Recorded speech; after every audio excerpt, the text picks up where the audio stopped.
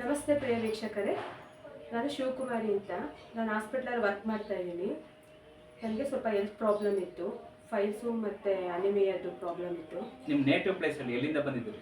ನಾನು ಕತ್ರಗುಪ್ಪೆಯಿಂದ ಬಂದಿದ್ದೀನಿ. ಆಮೇಲೆ ನನ್ನ ಫ್ರೆಂಡು ಒಬ್ಬರು ಡಾಕ್ಟರ್ ಮಹಾದೇವ್ ಅವ್ರ ಹತ್ರ ಅವ್ರಿಗೆ ಬ್ಯಾಕ್ ಪೇಯ್ನು ಮತ್ತು ಸೋರೇಸ್ ಪ್ರಾಬ್ಲಮ್ ಇತ್ತು. ಅವ್ರಿಗೆ ಓಕೆ ವಾಸಿಯಾಗಿದ್ದು ಚೆನ್ನಾಗಿ. ಅದರಿಂದ ಅವ್ರ ಮೂಲಕ ನಾನು ಡಾಕ್ಟರ್ ಮಹಾದೇವ್ರ ಹತ್ರ ಬಂದ್ವಿ. ಅವ್ರ ಹತ್ರ ಟ್ರೀಟ್ಮೆಂಟ್ ತೊಗೋತಾ ಇದ್ದೀನಿ.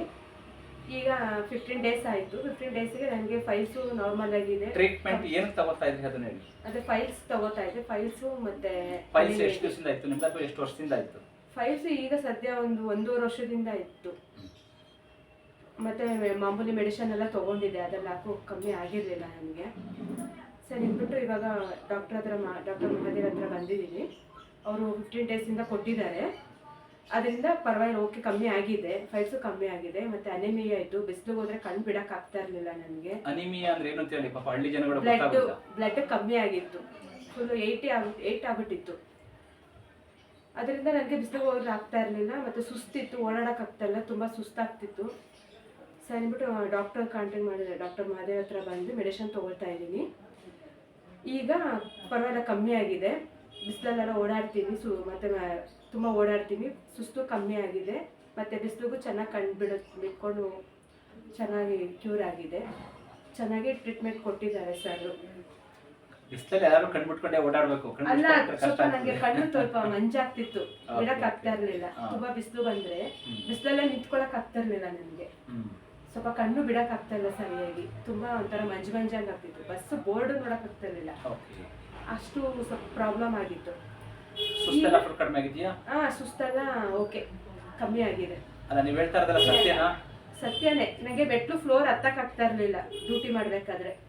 ತುಂಬ ಬುಸ ಅನ್ನಂಗೆ ಆಗ್ತಿತ್ತು. ಈಗ ಕಮ್ಮಿ ಆಗಿದೆ, ಪರವಾಗಿಲ್ಲ. ಸುಳ್ಳೆಲ್ಲ ಏನು ಹೇಳ್ತಿಲ್ಲ ತಾನೆ? ಇಲ್ಲ, ಸುಳ್ಳು ಹೇಳ್ತಾ ಇಲ್ಲ. ಆ ಥರ ಸುಳ್ಳು ಹೇಳೋಕ್ಕಾಗಲ್ಲ. ಸುಳ್ಳು ಹೇಳ್ತಾ ಇಲ್ಲ, ಕರೆಕ್ಟಾಗಿರ್ತದೆ. ಆ ಥರ ಆಗಿದೆ, ನನಗೆ ಪ್ರಾಬ್ಲಮ್ ಕಮ್ಮಿ ಆಗಿದೆ. So good morning everyone. ನಾನು ನಿಮ್ಮ traditional Ayurveda, Ashtanga yoga, acupuncture, acupressure, Panchakarma, physiotherapy, dietitian KV Mahadev. So ಅವರು ಶಿವಕುಮಾರಿ ಅಂತೇಳಿ, ಈ ಪಕ್ಕದಲ್ಲಿ ಅವರ ಫ್ರೆಂಡ್ ಇದ್ದಾರೆ ರತ್ನಮ್ಮ ಅಂತೇಳಿ. ಅವ್ರಿಗೆ ಡಿಸ್ಬಲ್ಸಿಂಗ್, ಡಿಸ್ಲೀಪ್, ಸಯಾಟಿಕಾ ಆ್ಯಂಡ್ ಸೋರಿಯಾಸಿಸ್ ಇತ್ತು. ಸೊ ಅವರು ನಾನು ಅವ್ರಿಗೆ 1 ಮಂತ್ ಟೈಮ್ ಕೊಟ್ಟಿದ್ದೆ. 1 ಮಂತಲ್ಲಿ 100% ಕ್ಯೂರ್ ಮಾಡ್ಕೊಡ್ತೀನಿ ಅಂತೇಳಿ. ವಿತಿನ್ 20 ಡೇಸ್ನಲ್ಲಿ ಅವ್ರದ್ದು ಡಿಸ್ಬಲ್ಸಿಂಗ್, ಡಿಸ್ಲೀಪ್, ಸಯಾಟಿಕಾ 101% ಕ್ಯೂರ್ ಆಗಿದೆ.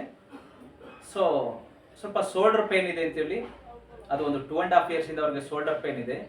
ಅದು ಕ್ಲಾವಿಕಲ್ ಬೋನ್ದು. ಸೊ ಅದು ಮತ್ತೆ ಸ್ವಲ್ಪ ಅದನ್ನು ಫಿಸಿಯೋಥೆರಪಿ ಎಕ್ಸಸೈಸಸ್ ಕೂಡ ಹೇಳಿದ್ದಾನೆ, ಅದನ್ನು ಮಾಡೋಣ ಅಂತೇಳಿ ಬಂದಿದ್ದಾರೆ. ಆ ಕಡೆ ಮಾಡ್ತಿದ್ದಾರೆ. ಸೊ ಇವರು ಅವ್ರ ಸ್ನೇಹಿತೆ ಕತ್ರಗುಪ್ಪೆಯಿಂದ ಬಂದಿದ್ದಾರೆ. ಒಂದು 15 ಡೇಸ್ ಹೇಗೋ ಬಂದಿದ್ರು. ಸೊ ಎಲ್ಲೇ ತೋರಿಸಿದ್ರಿ ನೀವು ಅದನ್ನು? ಅನಿಮಿಯಾಗಿ ಏನನ್ನ ಅಂತ ಹೇಳಿದ್ರು? ಯಾವ ಬೇರೆ ಹಾಸ್ಪಿಟಲ್ ಒಳಗೆ ತೋರಿಸಿದ್ರು? ಅವ್ರು ನಿಮ್ಗೆ ಏನೋ ಹೇಳಿದ್ರು ಅವ್ರು? ಅನಿಮಿಯಾ ಅಂತ ನಾನು ಹಾಸ್ಪಿಟ್ಲಾಗ ವರ್ಕ್ ಮಾಡ್ತಾ ಇದ್ದೀನಿ. ಅಲ್ಲೇ ನಮ್ಮ ಡಾಕ್ಟ್ರು ಕೊಟ್ಟಿದ್ರು ಟ್ಯಾಬ್ಲೆಟ್ ಎಲ್ಲ. ಅಂದರೆ ನಾನು ಟ್ಯಾಬ್ಲೆಟ್ ನಂಗೆ ಅದು ತೊಗೊಳಕ್ಕೆ ಆಗ್ತಾ ಇರಲಿಲ್ಲ. ಏನಾಗ್ತಾ ಇತ್ತು? ನನಗೆ ಟ್ಯಾಬ್ಲೆಟ್ ತೊಗೊಂಡ್ರೆ ಸ್ವಲ್ಪ ಗ್ಯಾಸ್ಟ್ರಿಕ್ ಪ್ರಾಬ್ಲಮ್ ಆಗೋದು.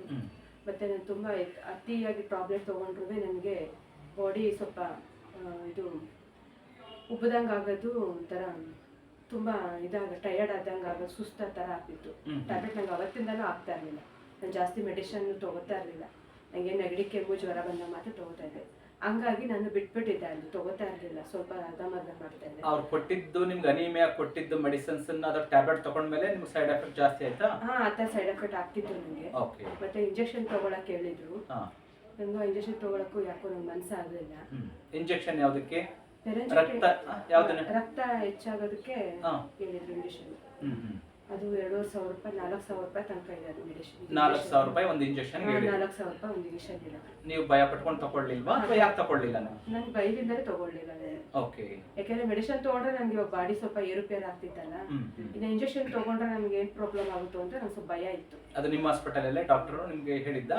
ಹೇಳಿದ್ರು. ಓಕೆ, ನೀವು ತಗೊಳ್ಳಿಲ್ಲ? ತಗೊಂಡಿಲ್ಲ. ಸೊ ಆ ನಂತರ ಅವ್ರ ಸ್ನೇಹಿತೆ ಮುಖಾಂತರ ಒಂದ್ಸಾರಿ, ಯಾಕೆಂದ್ರೆ ಅವ್ರಿಗೆ ಇಲ್ಲಿ ರತ್ನಮ್ಮ ಅಂತಿದಾರಲ್ಲ, ಇವರ ಸ್ನೇಹಿತೆ, ಅವ್ರಿಗೆ ಇನ್ನ ಬೇರೆ ಸ್ನೇಹಿತರು ನನ್ನ ಹತ್ರ ಟ್ರೀಟ್ಮೆಂಟ್ ತಗೊಂಡು ಸೊ ಕಿವಿ ಸೋರೋದಾಗಿರಬಹುದು ಅಥವಾ ಡಿಸ್ಕ್ ಬಲ್ಸಿಂಗು ಡಿಸ್ಲಿಪ್ಪೋ ಸೈಟಿಗೆ ಒಬ್ರು ಕೇರ್ಪೇಟೆಯಿಂದ ಬಂದಿದ್ರು.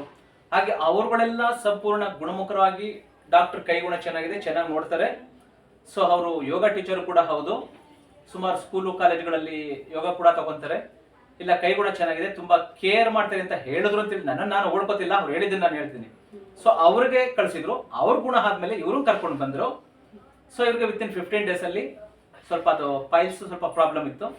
ಸೊ ಎಷ್ಟು ಪರ್ಸೆಂಟ್ ನಿಮ್ಗೆ ಇವಾಗ ಪೈಲ್ಸ್ ಪ್ರಾಬ್ಲಮ್ ಸಾಲ್ವ್ ಆಗಿದೆ ಅಥವಾ ಪೈನ್ ಕಡಿಮೆ ಆಗಿದೆ ಅಥವಾ ಪ್ರಾಬ್ಲಮ್ಸ್ ಏನಿತ್ತು ಅದನ್ನ ಹೇಳಿ. ನನಗೆ ಪೈನು ತುಂಬಾ ಇತ್ತು, 3 days 4 days ತನಕ ಆಗ್ತಿತ್ತು. ಆ ಥರ ಮೋಷನ್ ಮಾಡುವಾಗೆಲ್ಲ ಉರಿಗಿರಿ ಬರ್ತಾ ಇತ್ತಾ? ಮೋಷನ್ ಮಾಡಿದಾಗ ತುಂಬಾ ಉರಿ ಪೈನು ಇತ್ತು, ಕುತ್ಕೊಳಕ್ ಆಗ್ತಾ ಇರ್ಲಿಲ್ಲ ನನಗೆ ಚೇರ್ ಮೇಲೆ. ಯಾವಾಗ ಸರಿ ಓಡಾಡ್ತಾ ಇರ್ಬೇಕು, ನಿಂತ್ಕೊಂಡೇ ಇರ್ಬೇಕು ಅನ್ಸಾಕ್ತಿತ್ತು. ಇವಾಗ ಉರಿ ಎಲ್ಲ ಇಲ್ವಾ? ಈಗ ಉರಿ ನೋವು ಮೋಷನ್ ಎಲ್ಲ ಕ್ಲಿಯರ್ ಆಗಿ ಆಗ್ತಿದೆ.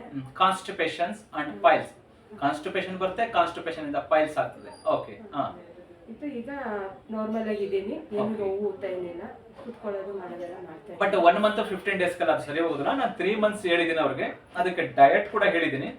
ಡಯಟ್ ಕೂಡ ಅವರು ಸರಿಯಾಗಿ ಫಾಲೋ ಮಾಡಬೇಕು, ನೀವೇ ಆಗ್ಲಿ ಅಥವಾ ಬೇರೆಯವರೇ ಆಗ್ಲಿ. ನಾನು ಹೇಳಿದ ಡಯಟ್ಗಳನ್ನ ಸರಿಯಾಗಿ ನೀವು ಪ್ರಾಪರ್ ಆಗಿ ಸರಿಯಾದ ರೀತಿಯಲ್ಲಿ, ಡಯಟ್ ತುಂಬಾ ಇಂಪಾರ್ಟೆಂಟು.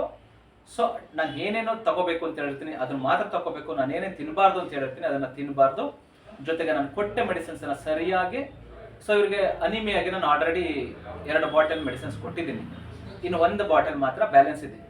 ಇನ್ನು ಅದು 2ನೇ ಬಾಟಲ್ ಮುಗಿದ ಮೇಲೆ ಅದು 3ನೇ ಬಾಟಲ್ ಕೊಟ್ಟರೆ ಸಾಕು, ಅದಕ್ಕೇನು ಅನಿಮಿಯಾಗೆ. ಸೊ ಇವಾಗ ನೆಕ್ಸ್ಟ್ ಬೇಕಾದ್ರೆ ಅವರು ಟೆಸ್ಟ್ ಮಾಡಿಸ್ಬೋದು. ಮೊದಲು ಏನು ಬ್ಲಡ್ ಕೌಂಟ್ ಇತ್ತು ಅದಕ್ಕಿಂತ 3-4 ಸಾವಿರ ಬ್ಲಡ್ ಕೌಂಟ್ ಜಾಸ್ತಿ ಆಗುತ್ತೆ.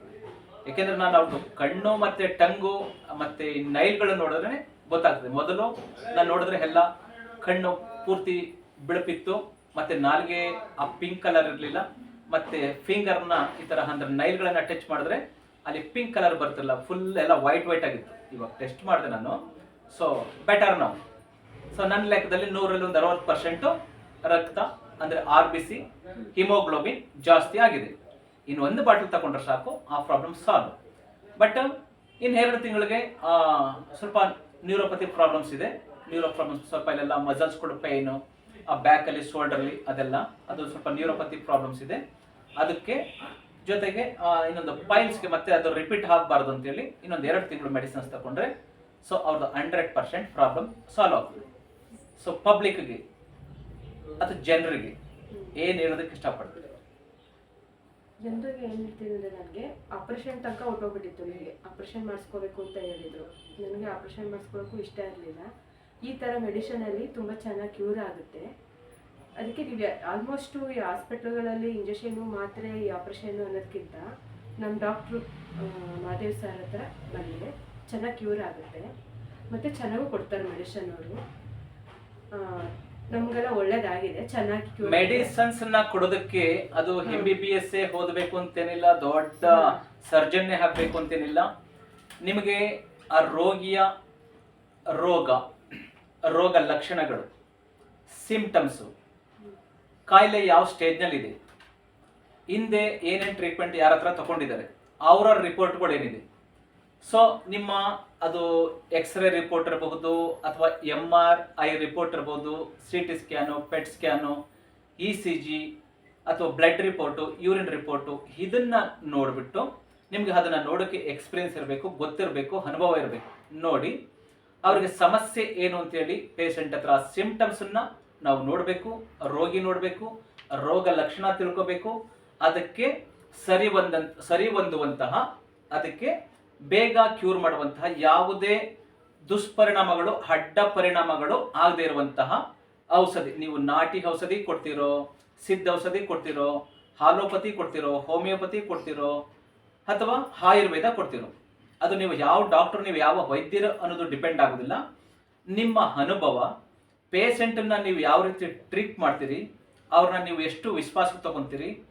ಸೊ ನನ್ನ ಹತ್ರ ಯಾವುದೇ ಪೇಷಂಟ್ ಬಂದರೂ ಮನೆಯವ್ರ ಥರ ಆಗೋಗಿರ್ತಾರೆ. ಒಂದು 3-4 days ಬಂದರೆ ನಮ್ಮ ಮನೆಯವ್ರ ಥರ ಆಗೋಗಿರ್ತಾರೆ. ನಾವು ತುಂಬ ಅಹಂಕಾರ ಮಾಡೋದಾಗ್ಲಿ ಅಥವಾ ಅವ್ರಿಗೆ ಮಿಸ್ಗೈಡ್ ಮಾಡೋದಾಗ್ಲಿ, ಮಿಸ್ಲೀಡ್ ಮಾಡೋದಾಗ್ಲಿ, ಅವ್ರ ಹತ್ರ ಮಿಸ್ಬಿಹೇವ್ ಮಾಡೋದಾಗ್ಲಿ, ಅಥವಾ ಸರಿಯಾಗಿ ಅವರ ಕಾಯಿಲೆನ ಅರ್ಥ ಮಾಡ್ಕೊಳ್ಳದೆ ಏನೇನೋ ರಾಂಗ್ ಮೆಡಿಸಿನ್ಸ್ ಕೊಡೋದಾಗ್ಲಿ, ಇವಾಗೆಲ್ಲ ವಿಡಿಯೋಗಳಲ್ಲಿ ಅಥವಾ ಬೇರೆ ವಿಡಿಯೋಗಳು ಬರ್ತಲ್ಲ, ಫೇಕ್ ಡಾಕ್ಟರ್, ನಕಲಿ ಡಾಕ್ಟರ್ ಅಂತೇಳಿ. ಹಾಗೆ ಮೊದಲು ರೋಗಿಯ ಲಕ್ಷಣಗಳು, ಅವರ ವಯಸ್ಸು, ಅವರ ಹಿಂದಿನ ಹಿಸ್ಟ್ರಿ ಇದೆಲ್ಲ ತಿಳ್ಕೊಂಡು ರೋಗಿಯನ್ನ ಮೊದಲು ಸಮಾಧಾನದಿಂದ ಕುಂಡ್ರಿಸಿ ಮಾತಾಡಿ ಅವರ ರೋಗ ಲಕ್ಷಣಗಳು ಏನಿತ್ತು, ಹಿಂದೆ ಎಲ್ಲಾದರೂ ಆಲ್ರೆಡಿ ಟ್ರೀಟ್ಮೆಂಟ್ ತಗೊಂಡಿದ್ರೆ ಆ ರಿಪೋರ್ಟ್ಗಳು ತಗೊಂಡು ಬನ್ನಿ.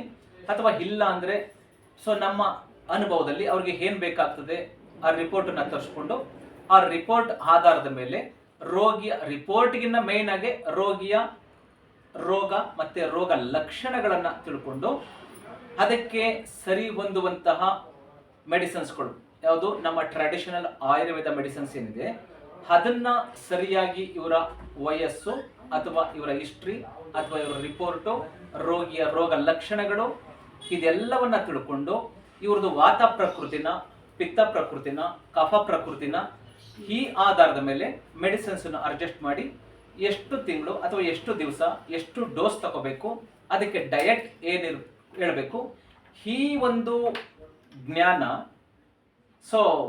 ಆಯುರ್ವೇದ ಅಂದ್ರೆ ಇದನ್ನೇ. ವಿಜ್ಞಾನ ಜ್ಞಾನ ಔಷಧಿಗಳ ಜ್ಞಾನ ಇದೆಲ್ಲ ಒಂದು ಅನುಭವನೂ ಇರಬೇಕು, ಆ ಜ್ಞಾನನೂ ಇರಬೇಕು. ಅದೆಲ್ಲ ತಿಳ್ಕೊಂಡು ನೀವು ಯಾವುದೇ ರೋಗಿಯನ್ನು ನೀವು ಟ್ರೀಟ್ ಮಾಡಿದ್ರೆ, ಇವಾಗ ಕ್ಯಾನ್ಸರು, ಏಡ್ಸು ಅದು ಯಾವುದು ವೈರಸ್ಗಳಿಂದ ಬರ್ತದೆ. ಅಂತಹವಕ್ಕೆ ಹಾಲೋಪತಿ ಟ್ರೀಟ್ಮೆಂಟೇ ಬೇಕಾಗ್ತದೆ. ಸರ್ಜರಿಗಳು ಅದಕ್ಕೆಲ್ಲ ಆಯುರ್ವೇದದಲ್ಲಿ ಸರ್ಜರಿಗಳೆಲ್ಲ ಏನು ಮಾಡೋಕ್ಕಲ್ಲ. ಬಟ್ ಸರ್ಜರಿಗಳನ್ನು ತಪ್ಪಿಸಬಹುದು. ಇವಾಗ ಆಕ್ಸಿಡೆಂಟ್ ಆಗಿ ಏನೋ ಸಿವಿಯರ್ ಡ್ಯಾಮೇಜ್ ಆಗಿದೆ ಅಂದರೆ ಅದಕ್ಕೆ ಸರ್ಜರಿ ಬೇಕೇ ಬೇಕು.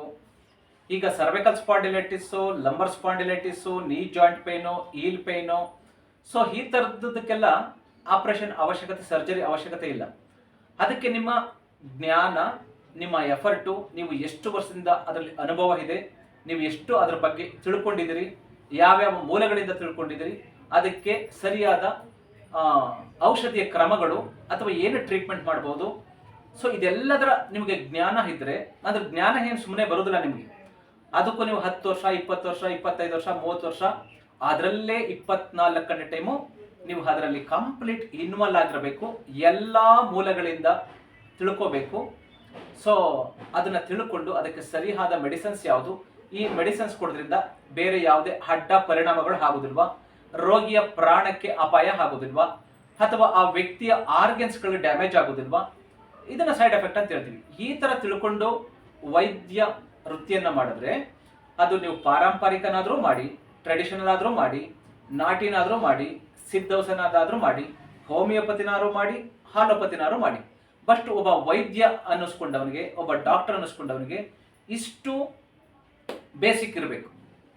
ಆ ಥರ ಇದ್ದು ನಾವು ಪೇಷಂಟನ್ನು ನಾವು ಫಸ್ಟ್ ಅವ್ರನ್ನ ಕುಂಡ್ರಿಸಿ ಸಮಾಧಾನದಿಂದ ಮಾತಾಡಿಸಿ ಅವ್ರಿಗೆ ಒಂದು ಕಾನ್ಫಿಡೆನ್ಸ್ ಲೆವೆಲನ್ನು ತುಂಬಿ ಅವ್ರಿಗೆ ಟ್ರೀಟ್ ಮಾಡಿದ್ರೆ ಖಂಡಿತ ಎಂತಹ ರೋಗಿ ಆದರೂ ಕೂಡ ಕ್ಯೂರ್ ಮಾಡಬಹುದು. ನಮ್ಮ ಕಾಂಟ್ಯಾಕ್ಟ್ ನಂಬರ್ 9945123126. ಸುಮಾರು ಇವಾಗ ನನಗೆ ನನ್ನ ಸರ್ವಿಸ್ನಲ್ಲಿ ನಾನು ತುಂಬ ಬೇರೆಯವ್ರ ಥರ ಏನು ಸಾವಿರ ಲಕ್ಷ ದುಡ್ಡು ತಗೊಳ್ಳೋದಿಲ್ಲ. ಪ್ರತಿ ಒಂದು ರೋಗಿನೂ ದೇವರ ದೃಷ್ಟಿನಲ್ಲೇ ನೋಡೋದು ನಾನು. ಅವರ ಪ್ರಾಬ್ಲಮ್ಸು, ಅವರ ನೋವು ಅದೆಲ್ಲವನ್ನ ಹೇಳಿಕೊಂಡು ನಮ್ಮನ್ನು ನಂಬ್ಕೊಂಡು ಬಂದಿರ್ತಾರೆ. ಅಲ್ಲಿ ಅವ್ರ ಪ್ರಾಬ್ಲಮ್ ಯಾವುದರಿಂದ ಬಂದಿದೆ, ಅದಕ್ಕೆ ಏನು ಟ್ರೀಟ್ಮೆಂಟ್ ಕೊಡಬೇಕು, ಏನು ಔಷಧಿ ಕೊಡಬೇಕು, ಬೇರೆ ಇನ್ನೆಂತಾದರೂ ಪಂಚಕರ್ಮ ಬೇಕಾ, ಫಿಸಿಯೋಥೆರಪಿ ಬೇಕಾ, ಮಸಾಜ್ ಥೆರಪಿ ಬೇಕಾ, ಅಥವಾ ಅದು ಬೇಕಾಗಿಲ್ವಾ, ಅಥವಾ ಮನೆಗೆ ಮೆಡಿಸಿನ್ಸ್ ಕೊಡ್ಬೋದಾ, ಅಥವಾ ಕೆಲವು ದಿವಸ ಅವ್ರು ಇಲ್ಲಿ ಬರಬೇಕಾಗ್ತದ, ಇದನ್ನು ನೋಡಿಕೊಂಡು ನಾವು ಟ್ರೀಟ್ಮೆಂಟ್ ಮಾಡಬೇಕಾಗ್ತದೆ. ಅದಕ್ಕೆಲ್ಲ ತುಂಬ ಜ್ಞಾನ ಇರಬೇಕು, ತುಂಬ ಎಫರ್ಟ್ ಆಗಿರಬೇಕು, ಎಲ್ಲ ಥರದ್ದು ತಿಳ್ಕೊಂಡಿರಬೇಕು.